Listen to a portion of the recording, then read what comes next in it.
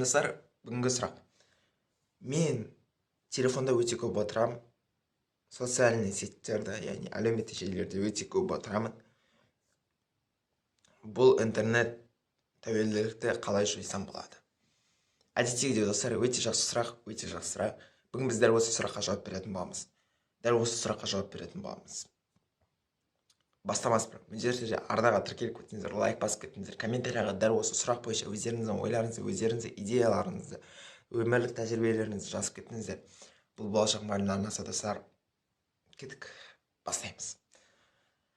Қалай еріншектікті жеңуге болады? Окей. Сен еріншектікте дегенде енді еріншек болып кетесің ғой, жаңағындай неден телефон қарай берден. Осыны қалай жеңуге болады? Сен біріншіден панельден, яғни ең басындағы главный экран бар ғой, кіресің, телефонды қосасың. Қосқан кезде бірінші шығады экран. Оны немесе көтересің, немесе ішінде блокировка тұрады. Сол парольді ашқаннан кейін сенде келесі бір экран шығады ғой. Сол экраннан бүкіл жаңа Instagram, TikTok, ВК, Telegram, WhatsApp, дәл осы, яғни сенің ойыңды бөлетін, саған басқа бір нәрселер алып келетін бүкіл YouTube, солардың бүкілін өшіріп тастайсың. Яғни основной экраны өшіріп тастайсың. Олар сенің ар жағында экранда тұра берсін, бірақ ең басты экранда олар тұрмау керек. Бұл бір. Екіншіден, обой қой. Обой кәдімгідей обой қой. Ол жерге сен өзіңнің бүгінгі күнге арналған мақсаттарыңды жазасың. Мысалы, сен ұйықтайынша бүгін кешке ұйықтайсың, ұйықтардың алдында мақсатын жазып, скриншот жасап, главный экранға қоясың, ең басты экранға қоясың. Қойғаннан кейін сен әрбір сол экранды ашқан сайын былай сенде автоматизммен кетіп жатыр. Сенде өткен бос уақыт, менде де болады ондай. Бос уақыт болған кезде сен автоматты тұрғыда кіресің, өзің білмей қаласың, қалай кіресің, сосын қалай 30-40 минут бойы ішінде тұрып қалғанда.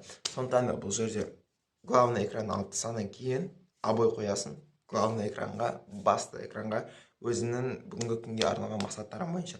Окей, мен әлі мынаны жасамадым, давай мынаны жасайым. Мен әлі мынаны жасамадым, давай мынаны жасайым.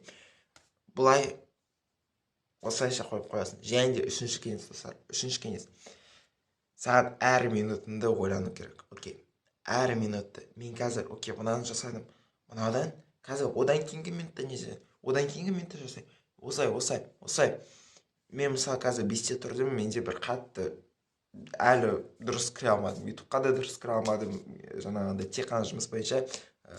Инстаграмда да дұрыс отыра алмадым, тиктокқа мүлде кірмедім. Яғни менде автоматпен жаңағы әрбір өзімнің арман мақсатым бойынша арманға қарай жүріп жатыр. Достар, бізге кеңес осындай. Келесі видеоларда кездеспес бір міндетті тинейджер клубқа қосылыңыздар. Тинейджер клуб менің авторлық курсым 3 блоктан тұрады. Бірінші блокта біз жақсы әдеттер қалыптастырамыз, жаман әдеттерді ысыраймыз. Яғни жаман әдеттерді жоямыз. Екінші блокта біз өзіміздің болашағымызды жазамыз. Үшінші блокта біз қаржылай сауатты боламыз. Толық қандай курс неден тұрады, қалай тұрады деген сияқты бүкіл сұрақтарға ол арнайы ссылка бар. Описанияға өтуінде арнайы ссылка бар. Сол ссылкаға өтіп көре аласыздар, достар. Ендеше кеттік, достар. Келесі видеоларда кездескенше интернет зависим.